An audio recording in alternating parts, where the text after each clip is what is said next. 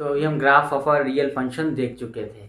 अब बात ये उठता है कि अब ग्राफ तो बहुत साथ ज़्यादा मतलब कि ग्राफ तो मतलब कर्व तो बहुत तरीके से बनाया जा सकता है ना।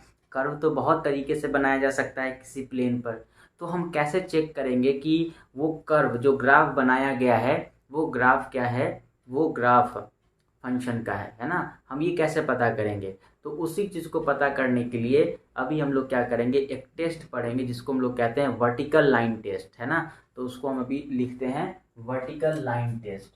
तो उसका नाम है वर्टिकल वर्टिकल लाइन टेस्ट, इसको हम लोग कहते हैं वर्टिकल लाइन टेस्ट। तो वर्टिकल लाइन टेस्ट क्या है? तो वर्टिकल लाइन टेस्ट एक बार हम इसको पहले लिख लेते हैं तो ज़्यादा आपको समझ में आएगा, है ना। तो वर्टिकल लाइन टेस्ट एक्चुअली है क्या? A curve in a plane, a curve in a plane represents represents represents the graph of a function, the graph of a function। मतलब अगर किसी प्लेन पर एक कर्व बना दें तो वो कर्व फंक्शन का ग्राफ को रिप्रेजेंट करेगा। कब? इफ कब? अगर no one vertical line, if no one, है ना, if no one vertical lines, if no one vertical lines या if no one vertical line intersects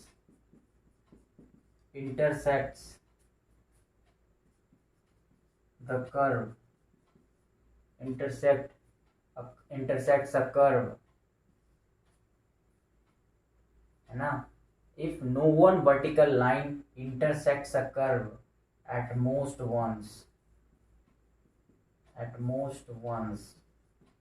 तो यहाँ पे क्या कहा गया है कि a curve in a plane, एक कर्व पर, है ना, एक कर्व इन अ प्लेन, एक किसी प्लेन पर एक कर्व है मान लीजिए।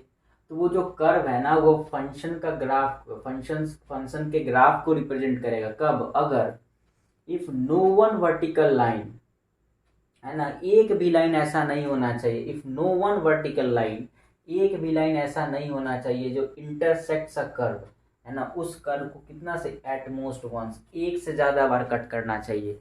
एक भी लाइन ऐसा नहीं होना चाहिए, एक भी ऐसा वर्टिकल लाइन नहीं होना चाहिए, एक भी ऐसा वर्टिकल लाइन नहीं होना चाहिए जो उस कर्व को, है ना, no one vertical line intersects the curve at most once, है ना, उस कर्व को एक से ज़्यादा बार कट करना चाहिए, है ना। मतलब कि वो वर्टिकल लाइन केवल कर्व को एक ही पॉइंट पे कट करना चाहिए। अगर वो कर्व को एक ही पॉइंट पे कट करता है तो हम कहते हैं कि वो जो कर्व है ना वो कर्व है फंक्शन का ग्राफ है ना, वो ग्राफ ऑफ अ फंक्शन है, मतलब वो किसी फंक्शन का ग्राफ बनाया गया है। ओके, तो इसको क्या करते हैं, एक बार हम डायग्राम के थ्रू बना करके दिखाते हैं। तो जल्दी से इसको लिख लीजिए। ये एक्चुअली क्या है कि एक कर्व है प्लेन पर, वो प्लेन पर जो कर्व है वो डिनोट करेगा या रिप्रेजेंट करेगा फंक्शन के ग्राफ को। कब? अगर एक भी ऐसा लाइन नहीं है जो उस कर्व को एक से ज़्यादा बार कट कर रहा है ना। अगर एक भी लाइन ऐसा नहीं है तो हम कहेंगे कि वो भाई ग्राफ ऑफ अ फंक्शन है। ओके, जल्दी से इसको लिखिए। अब हम जो कुछ एग्जाम्पल्स देखेंगे, तो एग्जाम्पल में जैसे क्या है कि सपोज कीजिए कि एक सर्किल है और ये बनाया गया एक कार्टेशियन प्लेन पे बनाया गया है, ये एक कार्टेशियन प्लेन पे बनाया गया है, ये हमारा एक्स एक्सिस है। अगर अब हम आपसे पूछे कि क्या ये कर्व जो है, क्या ये फंक्शन का ग्राफ है या ऐसे ही सिंपल कोई कर्व है, एक्चुअली क्या कर्व है ये या कोई फंक्शन का ग्राफ है ना। अगर वो फंक्शन का ग्राफ नहीं होगा इसका मतलब रिलेशन का ग्राफ है एक्चुअली कहा जाए तो आपको ये बताना है कि क्या ये फंक्शन का ग्राफ है या ये रिलेशन का ग्राफ है ना। तो उसके लिए कैसे चेक करते हैं, एक आपको वर्टिकल लाइन, एक नहीं, आप कहीं पर भी वर्टिकल लाइन ड्रॉ कर लीजिए, एक भी अगर ऐसा लाइन वर्टिकल लाइन मिल गया जो उस कर्व को एक से ज़्यादा बार कट कर रहा है ना, तो वो क्या है कि वो जो ग्राफ दिया हुआ है वो फंक्शन का ग्राफ नहीं है। तो अगर हम देखें तो हमारे पास पहला ही एक ऐसा लाइन ड्रॉ कर दिया अपने मन से, वर्टिकल लाइन, ठीक है ना। ये वर्टिकल लाइन है जो कि एक्स एक्सिस के परपेंडिकुलर है, तो ये वर्टिकल लाइन हुआ। तो ये देखें तो ये इस कर्व को कितना पॉइंट पे कट कर दिया, 2 पॉइंट पे कट कर दिया है ना। तो चूंकि ये 2 पॉइंट पे कट कर दिया है, इसका मतलब ये जो ग्राफ आप बनाए हैं, आपने जो ये ग्राफ बनाया है, ये ग्राफ जो है फंक्शन का ग्राफ नहीं है। ये ग्राफ ऑफ अ फंक्शन क्या है, नहीं है। ये ग्राफ ऑफ अ फंक्शन नहीं है। ओके, तो लेकिन अगर वो एक बार कट कर देता है ना, कहीं पर भी एक भी ऐसा लाइन मिल गया जो उस ग्राफ को एक से ज़्यादा बार कट कर रहा है, तो वो ग्राफ ऑफ अ फंक्शन नहीं है। तो एक हम फिर नेक्स्ट एग्जांपल यहाँ पर देते हैं, आपको बताना है कमेंट में कि क्या ये है या नहीं है। ओके, तो यहाँ पर ये हमारा कोई कर्व बना दिया गया है। आप बताइए कि क्या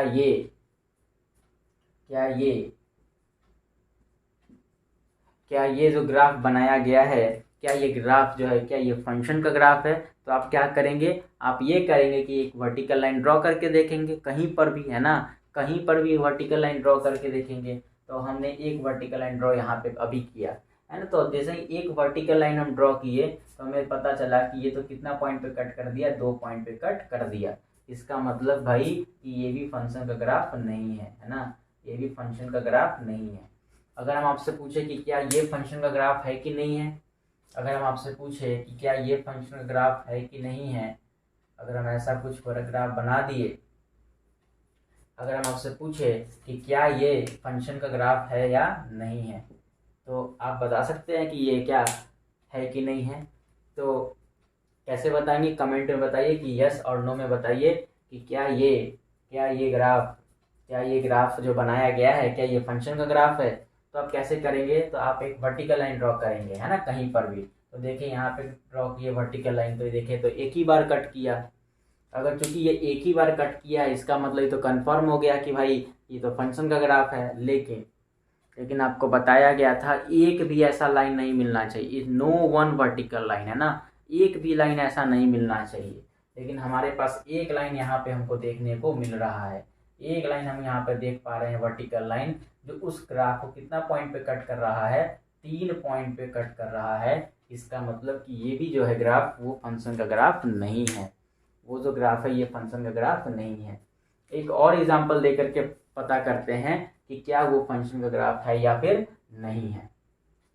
तो एक हमने और यहाँ पे बनाया, ये कुछ ग्राफ हम बनाया, ये वाला आपसे पूछा गया है कि क्या ये जो ग्राफ बनाया गया है, क्या ये ग्राफ क्या फंक्शन का ग्राफ है, क्या ये फिर रिलेशन का ग्राफ है ना, या सिंपली कह सकते हैं कि क्या ये कर्व है, ये जो ग्राफ है ये फंक्शन का है कि या सिंपल कर्व है कोई, या कोई कर्व है। तो कैसे पता करेंगे, तो उसके लिए क्या कहा गया, वर्टिकल लाइन टेस्ट। आपको वर्टिकल लाइन ड्रॉ करना है ना। कुछ लोग तो क्या करने लगते हैं, हॉरिजॉन्टल से चेक करने लगते हैं ना। अगर आप हॉरिजॉन्टल लाइन ड्रॉ करेंगे तो 2 पॉइंट पे कट करेगा और वो वहीं से चिल्लाना स्टार्ट कर देता है कि क्या ये ग्राफ फंक्शन का नहीं है। लेकिन आपको ध्यान में रखना है कि जब भी आपको फंक्शन का ग्राफ चेक करना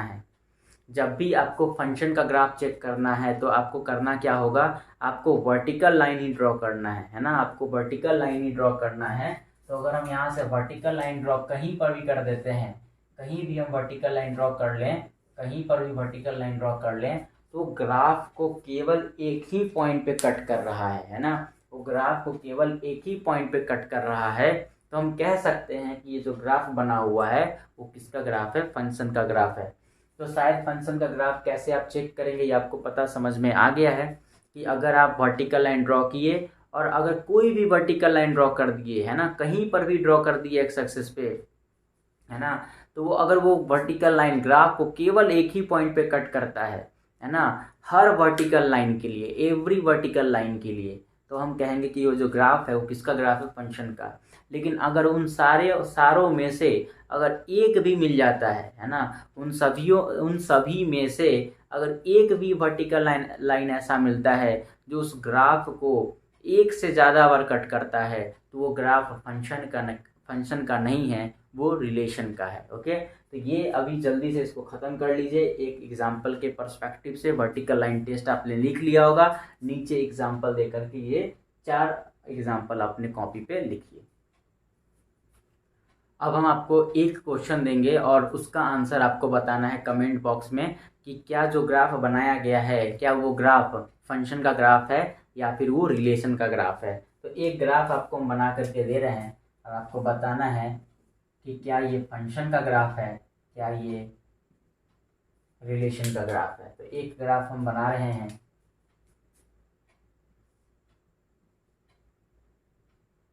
एक ग्राफ हम बना रहे हैं।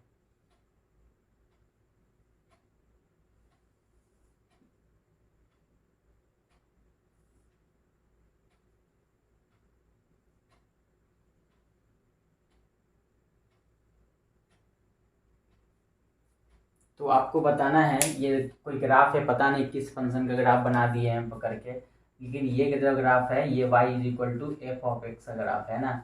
अगर हम बच्चों से पूछे कि कितने फंक्शन का ग्राफ बना हुआ है तो काउंट करके बताते हैं, पहला फंक्शन और ये कौन सा दूसरा फंक्शन है ना। 2 फंक्शन दिया हुआ है, लेकिन समझना है आपको कि भाई यहाँ पे 2 फंक्शन नहीं दिया हुआ है, फंक्शन एक ही है और उसके कितने ब्रांच कितने हो गए हैं, 2 ब्रांच है ना। जैसे एक पेड़ होता है और उस पेड़ से क्या निकले होते हैं, ब्रांचेस निकले होते हैं, वैसे ही पहला पोर्शन ये, दूसरा पोर्शन ये तो डॉटेड लाइन है ना, ये कोई ब्रांच नहीं है। ये तो बताया गया है कि ये वाला कॉरस्पॉन्डिंग के हमारे इस कॉरस्पॉन्डिंग के थ्रू, इस एक्स के थ्रू हमको ये भी वैल्यू मिल रहा है और ये भी वैल्यू मिल रहा है ना। तो हमको बताना है कि ये जो ब्रांच आप देख रहे हैं और ये जो ब्रांच देख रहे हैं, मतलब ये ओवरऑल जो फंक्शन है हमारा y equal to f of x, आपको बताना है कि क्या ये फंक्शन का ग्राफ है या फिर रिलेशन का ग्राफ है। आपको आंसर में यस और नो में बताना है। ओके, ये हमारा हो गया यस और ये हमारा हो गया नो, है ना। तो यस और नो में आंसर बताइए और समझ करके ध्यान से बताइए कि यस है या फिर नो है ना। नो है तो हम बता देंगे और यस होगा तब भी हम बता देंगे कि कौन सही है और कौन इसमें गलत है। ओके, अब हम लोग देखेंगे कुछ फंक्शंस के टाइप्स, है ना, जैसे कि कांस्टेंट फंक्शन का ग्राफ कैसा होता है, वो सब चीज़। तो टॉपिक लिखेंगे हम लोग टाइप्स ऑफ फंक्शन, टॉपिक लिखेंगे types of function, types of function. तो पहला उसमें क्या आ जाएगा, पहला आ जाएगा कांस्टेंट फंक्शन, कांस्टेंट फंक्शन।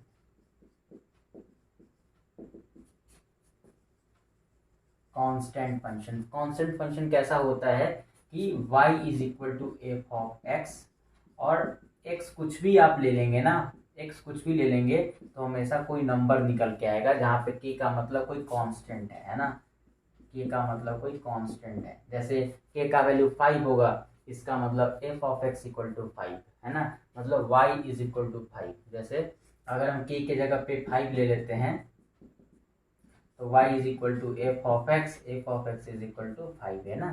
तो इसका मतलब कि आप x कुछ भी रख ले, है ना, इनपुट आप कुछ भी दे दें यहाँ पे, लेकिन y हमेशा क्या निकल के आएगा बताइए, y हमेशा 5 लेकर के आएगा, है ना। अगर यहाँ x लिखा होता तब ना x कुछ में कुछ मल्टीप्लाई होता या जोड़ता घटता, लेकिन यहाँ तो कोई बराबर में कोई x का टर्म ही नहीं है, तो आप x कुछ भी ले लेंगे लेकिन हमेशा y का वैल्यू कितना निकल के आएगा, 5 निकल के आएगा, है ना। मतलब कि हमारा कौन सा फंक्शन हो गया, कांस्टेंट फंक्शन हो गया।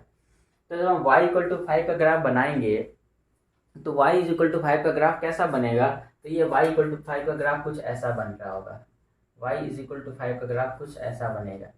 बात समझ में आ गया है कि हम x कुछ भी ले लेंगे तो y का वैल्यू तो हमेशा क्या रहेगा, 5 ही रहेगा। अगर x कुछ भी ले लेंगे तो y का वैल्यू हमेशा 5 होगा। मतलब यहाँ पे ये हो गया, मतलब ये हो गया कि अगर हम x के जगह पे 1 ले ले, अगर हम यहाँ पे बॉक्स बना लें, क्योंकि हमें ज़्यादा बॉक्स से ज़्यादा समझ में आता है, तो अगर हम यहाँ पे बॉक्स बना लें, ये हमारा x हो गया, ये हमारा y हो गया। अगर हम x के जगह पे मान लो 0 ले लेते हैं, तब भी x के जगह पे 0 डालेंगे तब भी y कितना देगा, 5 ही देगा, क्योंकि कांस्टेंट फंक्शन है। x अगर आप 1 ले लेंगे तब भी y का वैल्यू कितना मिलेगा, 5 ही तो मिलेगा। अगर x का वैल्यू 2 है तो y का वैल्यू तब भी कितना मिलेगा, 5 ही मिलेगा। और अगर x का वैल्यू 3 है तब भी कितना वैल्यू मिलेगा, 5 ही मिलेगा। और अगर x का वैल्यू -1 है तब भी y का वैल्यू कितना मिलेगा, 5 ही मिलेगा। इसका मतलब कि आप, ये हमारा 1 है, ये हमारा 2 है, ये हमारा 3 है, ये हमारा 4 है, ये 5 है, ये 6 है, ये 7 है। और इधर अगर हम काउंट करें, ये -1 है, -2 है, -3 है, -4 है, -5 है। ये हमारा मान लीजिए 1 है, ये 2 है, 3 है, 4 है, 5 है।